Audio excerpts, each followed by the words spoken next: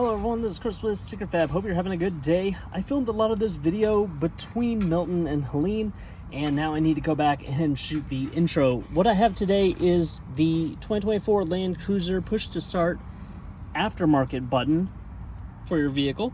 Here's the OEM one. It's slightly rounded in the middle. This one's kind of cool. It's all flat on that surface. Has the Land Cruiser logo right there, and when it lights up, as you saw at the beginning of this video, the light kind of reflects off of the edges. What this comes with is, of course, the button, and then you get two plastic tools. One plastic tool is very rigid, and it pulls this out. The other one is this flat, clear piece of plastic, and you'll probably wonder, what the heck do I do with that? But later in the video, you'll see that you bend the edge just a little bit, and once you already have this trim pulled out with the first trim tool, then you insert the other one there, and it pulls this out by gripping the edges of this. So I'll insert the rest of the video now.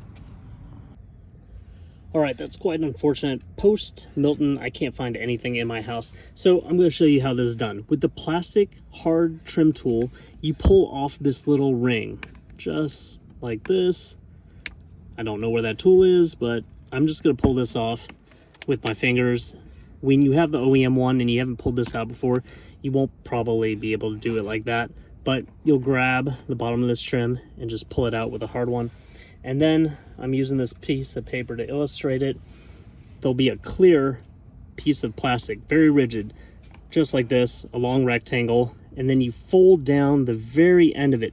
Make a very small fold. Fold it back on itself, just like that. And that's what you actually stick in between the inner trim and the back of this button. And it's so rigid that when you stick it in there and finally pull it out, it'll actually pull out this button. Of course, that button meaning your original OEM button. When you do get the OEM piece out, remember, you need to transfer this piece on the back to your new button, and take a mental picture or an actual picture of the orientation.